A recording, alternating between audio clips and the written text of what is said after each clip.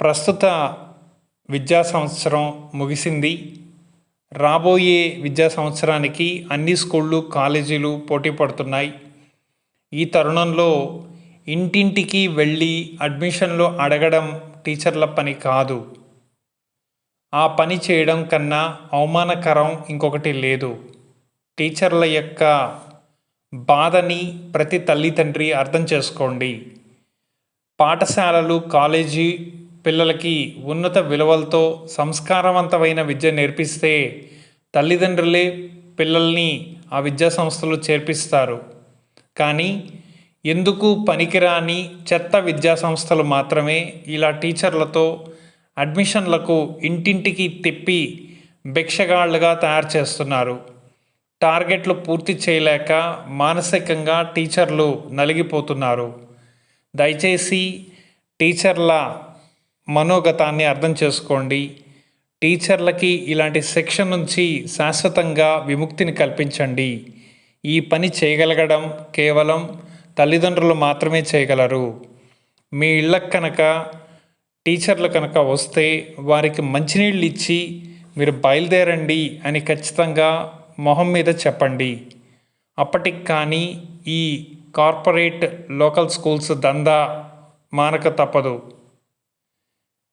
అడ్మిషన్ల కోసం ఇంటికి వస్తే మాయ మాటలు చెప్పాలని కొందరు టీచర్లు కూడా ప్రయత్నిస్తే మేం మీ స్కూల్లో చేర్చము అని ముఖం మీదే చెప్పండి. అప్పటికి కానీ ఈ దిక్కుమాలిన సమస్య తీరదు.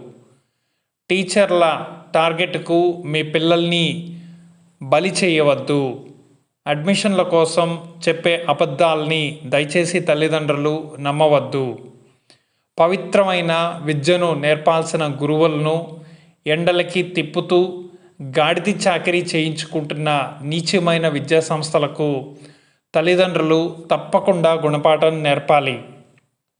అడ్మిషన్ల కోసం వస్తే నీళ్ళిచ్చి ఇక బయలుదేరండి అని చెప్పడం తల్లిదండ్రుల ముఖ్య బాధ్యత. అది టీచర్లను అవమానించడం కాదు.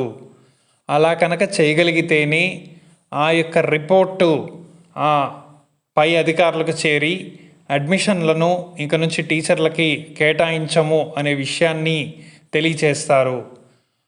మరొక ముఖ్యమైన విషయం, మా పిల్లల్ని మాకు నచ్చిన చోట చేర్చుతాం అని ఖచ్చితంగా తల్లిదండ్రులు చెప్పాలి. బలవంత పెడితే టీచర్ అనే వృత్తిని కూడా పక్కన పెట్టి మర్యాదగా బయటకు పొండి అని మొహమాటం లేకుండా చెప్పాల్సిన అవసరం ప్రస్తుతం తల్లిదండ్రులకు ఉంది. అలా చెప్పడం టీచర్లను అవమానించడం కాదు. ఇది ఒక పెద్ద మాఫియాగా తయారైపోయింది. సో దయచేసి టీచర్ల యొక్క మానసిక సంఘర్షణను అర్థం చేసుకోండి. టీచర్లు మీ పిల్లలకి చక్కటి విద్యను అందించాలంటే విలువలతో, సంస్కారంతో నేర్పించాలి. అంతేకాని టీచర్లను ఇంటింటికి తిప్పే భిక్షగాళ్ళగా కాదు.